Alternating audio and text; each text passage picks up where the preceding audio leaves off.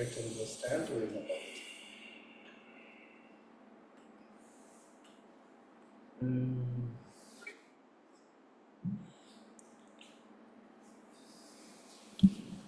Shalom Aleichem to everybody and welcome. Chazak Hashem, a wonderful opportunity to share in many different mediums, and Chazak Hashem, we can share here, and hopefully we'll see where this goes. Amazing. Again, thank you very much, everyone that is able to tune in live. Okay, there you go, live from work. We're calling this new series. It's really been something we've been wanting to put out for quite a while. Chizuk at work, and Ashreichem Yisrael, Ashreichem Yisrael. If you're tuning into this live, if you're listening to this while you're sitting at your desk, whether it's 12 o'clock, whether it's 4 o'clock, 7 o'clock, on your way to work, back from work, Chizuk at work is something which is so important. Here in Work Inspired, for those that are familiar with this amazing project that we've had the schus to have many conversations with Jewish people that are out in the workforce over a number of years, inspiring people while they're working, about their work, about their parnasa is our mission. And really it's been a wanting of ours, as much as possible, to be able to help Yidden that are out there in the workplace, men, women. We understand that this whole sugya of parnasa, whether it be work and money, is something which it seems to be, for most people, takes up a lot of our time. And the question is it just something that we krechs about, something that we get through, or is it something which inspires us? Is it something which empowers us? And it's our wanting that through these conversations, Chizuk at work, that we'll be able to share some ideas. Just before we jump into our first question, right? These sessions of Chizuk at work are going to be live Q&As. So for those of you that are able to tune in live, either for those in Eretz Yisrael while it's your work, or those diehard fans in America, they're going to wake up in the middle of the night to be able to join live. And once again, I think there are Jews in England also. Yes, there seem to be Jews in England and South America, South Africa, many different countries with different time zones. It's an opportunity to bring questions to the forefront. But even for those that aren't able to show up live, or they're in the middle of painting while they're listening and not able to ask a question, perhaps, live, what we want to share are questions that have been coming through to us over the last couple of years in a very special format.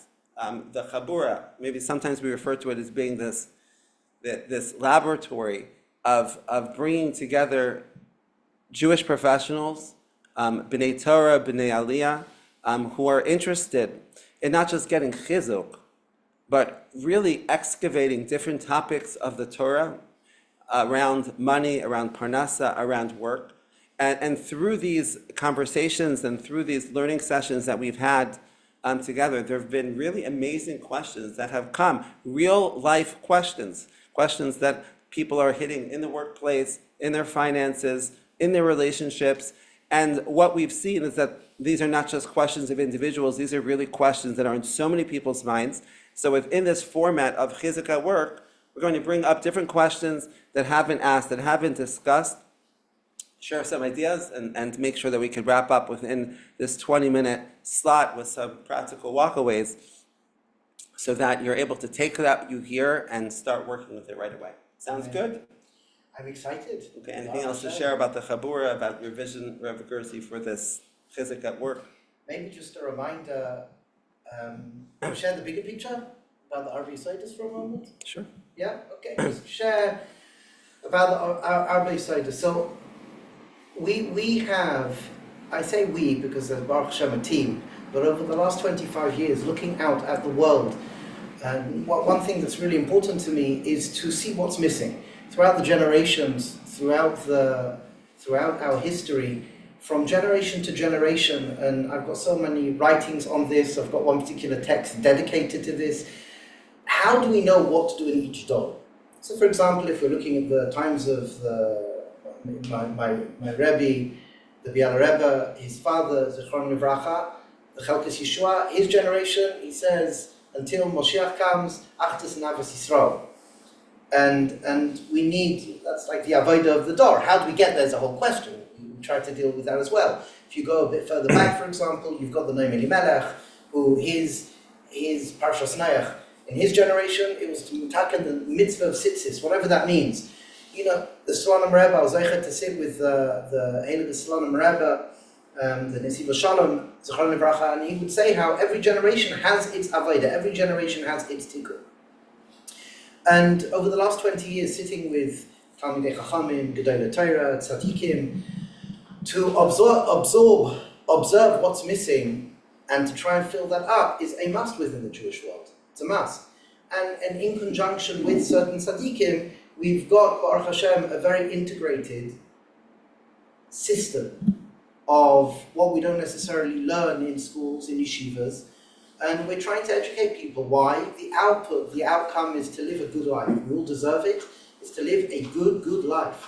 And HaKadosh Baruch Hu wants us here to live a good life, really, without any suffix whatsoever. And it's not so difficult. There are maybe under 15 areas, and we spoke about this in one of the chaburas last night. We have a whole journaling avodah called, what's it called? Sefer HaChaim. Sefer HaChaim, thank you. Sefer HaChaim. And it's about 15 different areas in life. It's actually less than that. But if we place our attention on it, we live better. And part of that is including what we call the Arbi Yisaitis. And what are the Arbi Yisaitis? Just homing into that. Arbi Yisaitis are these fundamental areas that we should pay attention to. Physical and financial health is number one, which is what's called the Malchus. It's called the Malchus. It's the lowest, the last hay. Then you've got relationships. You need to place attention and place energy upon your relationships. Then you've got the mind, how the mind works, memory, and studying and being creative, chokhmah, using your mind. And then you've got guidance and spirituality. So it breaks down. The yud is guidance and spirituality. The first hay is the mind, wisdom, chokhmah.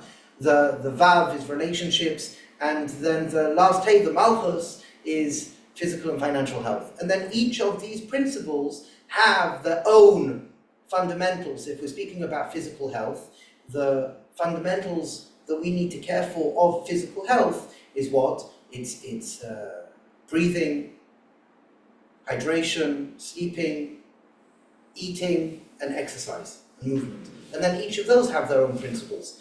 So it's a lot. So the way we break this down in order to give it over is through chaburas. And we have to have, because we have so much information, a chabura dedicated to a particular topic. So, for example, what's Pilzno Work Inspired? Pilzno Work Inspired is the financial health of the Arbi Yisaitis.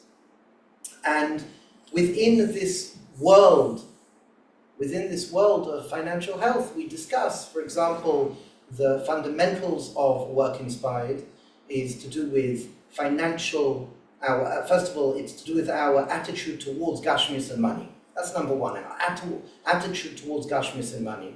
It's to do with our education in what money is and how to use it. We speak about, for example, what a job is, how a job works. And we speak about, for example, what a career is. What is a career?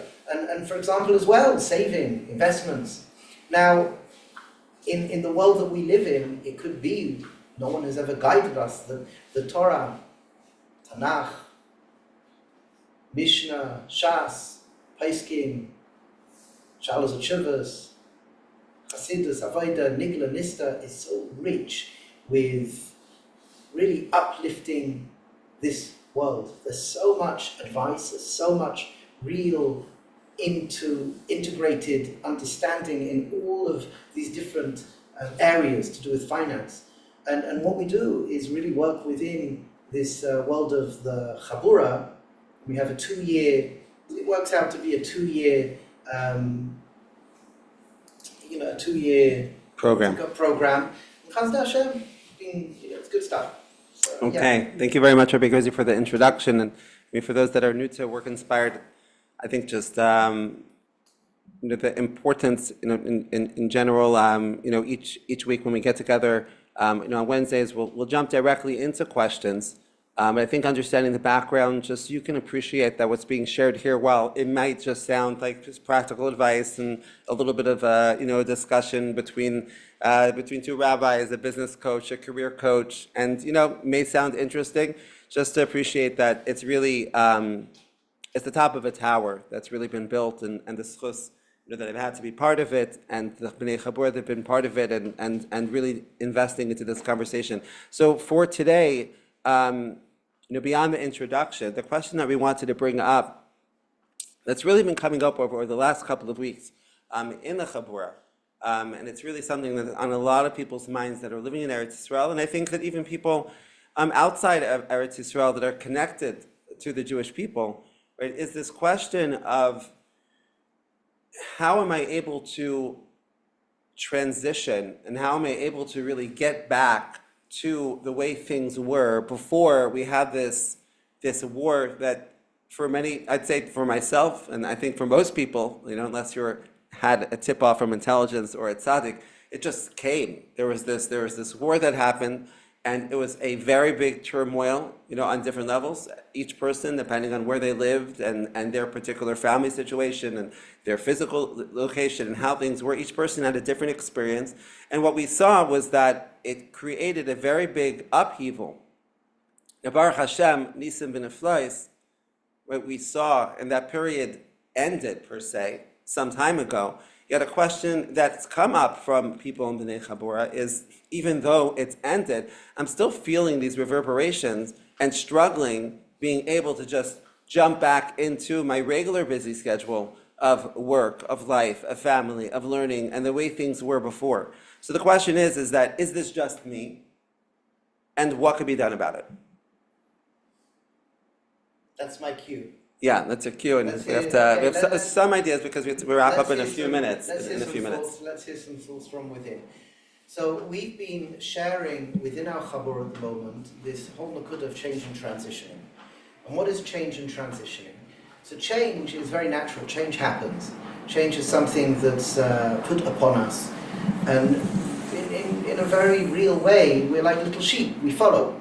Change is natural. Change happens, and we follow. COVID, we had it, and throughout the last number of months we had it, and throughout the last week we have had it. So there's change. There was a war, then there's no war. And then what is transitioning? Transitioning is our internal world. Transitioning is our way of thinking, our feelings, our physical sensations. Transitioning typically, unless one is trained to be more connected to their body and embodied, transitioning lags behind change. So what that looks like is that I may know cerebrally the war is over. However, how many times could it be, and maybe you've noticed this in your life, but how many times could it be, whether in Eretz Yisrael or it could be even in America, how many times, especially in Eretz Yisrael, the phone goes, and it could be an alarm for a siren, or there's a door closing and it's a boom. If, for example, there's I don't know what it is, Erev Shabbos, the Shabbos siren, and you think maybe it's a siren for whatever it may be. A couple of months ago, I told over the story, a couple of months ago, one of the sirens went, and there was a kid in the street. There was a kid in the street who stood up, upright like that. And everyone's running around, and this kid is standing up upright. Why? What did this kid think? Well, in Eretz Yisrael, there's as well, Yom HaTzmaut siren, Yom Yerushalayim siren, and they thought it was a siren to stand up straight. So it's very confusing, and there's this change and transitioning, and the way we work is we create our perception through association and selection. We select and associate, and that becomes our perception, that becomes our memories, that becomes what something means to us. And for sure, especially in Eretz Yisrael, but even people listening to the news in America, the change and transitioning, as we said, change is natural. The internal world needs to catch up. Another way of describing this is there's layers of trauma. There's simple trauma and complex trauma.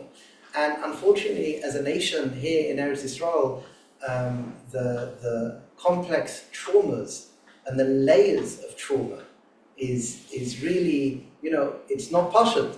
So what is trauma? Trauma is really our embodied physical and emotional and our thoughts, the embodiment of that which is going on and where we are in context to it. So for example, when I hear the door shut, and bang, I think my body jumps as a boom. So what is that? So there are layers of trauma. And there's soft trauma, hard trauma. So it's a very, very big conversation. It's a very, very, very big conversation. And the nakuda is, what can we do about it? What can we do about it? And the reality is that we could do a lot about it. And that's where this whole nakuda of change and transition comes in. If I know my body and my thinking and my thoughts have to catch up, I can do something about it. And what's one answer that we can do about it? One simple answer that sounds maybe really simple, but it's just breathing. Breathing, stopping, just placing your breath, placing your attention on your breath and just breathing, and just allowing your inner world to catch up with your mind, become a little bit present and focused. And the more that we can become a little bit present and focused in the moment, that's the beginning, at least, of another conversation. That's the beginning of how we can come and really tackle the change and transitioning. And maybe just to pick up on one other point, is that so many people, no school, no work, and we're expected to go back to work. And this nakuda of work I've shared with a lot of people, just to come to their desk at work and just to stop, place their attention on their breath. I'm here now, I'm about to work, and I'm going to hopefully become engaged. And Hashem, please help me become engaged, help me be present, and help me transition. Let my inner world catch up to the change that's occurring in the world, and be present and engage. That's something that comes up now. Okay, amazing. Thank you very much. And really, there's more to share about the topic, and we'll see. B'ezras Hashem, what we speak about next week. Stay tuned. But I think that it's such an important principle for us to keep in mind. Something we've spoken about in the Chabura, about this topic we've been going through over the last number of months about work-life balance. As each one of us are trying to manage different roles, and whether it's family, whether it's work, whether it's our learning, and what is a fair expectation for us, right? Especially if you're living a life where you have many different roles and trying to get a lot of things done. So one of the secrets that we've been speaking about is that from the Torah's perspective, the Torah understands that there's more of what we called a work-life rhythm, in which we recognize that there are different periods of time that require focus. And therefore, it's okay if during a specific time, specific week, a specific month, right now I need to focus more on my job, and right now I need to focus more on my family, certain things may have less of a focus. And I think that how this connects very much to what we've been sharing here, really just we want you to walk away feeling a sense of chizuk, right? If this is something that you're feeling that your productivity is dropped, right, is that we've gone through a certain period of time. And if you felt during that time, wow, like I'm not on top of everything as much as I've wanted to, that's okay. Because the concept of work-life rhythm is that we're not always going to be on top of something. Just to validate that. To recognize that's okay. Right now my focus needs to be self-care. Right now my focus needs to be being there for my spouse, being there for my children. And if that's still something that you're feeling right now, what we've heard here today is that the concept of transition is just because there was a change, just because the war ended, doesn't necessarily mean, right, that everything is just shifted. And if that's something that you're still feeling, if you realize I may need to give that time to myself, give that time to my spouse, and if it will take me another week for me to be able to close that up internally for me, for my family, so do that. And don't feel like, wow, I'm not getting things done, because Hashem wants us to focus on those things that are priorities in that time. With the tool that we just learned here today, I think something you can start plugging in right away, right, is to recognize by taking that moment, right, to be able to have an internal transition, beautiful tefillah, becoming present, right, is able to step into a space and try to be able to increase our focus, even if there are other things on the outside that could be distracting us. So thank you very much for tuning in. We look forward, B'ezras Hashem, to seeing you next Wednesday at Chizuk at work. Bracha v'atzlacha.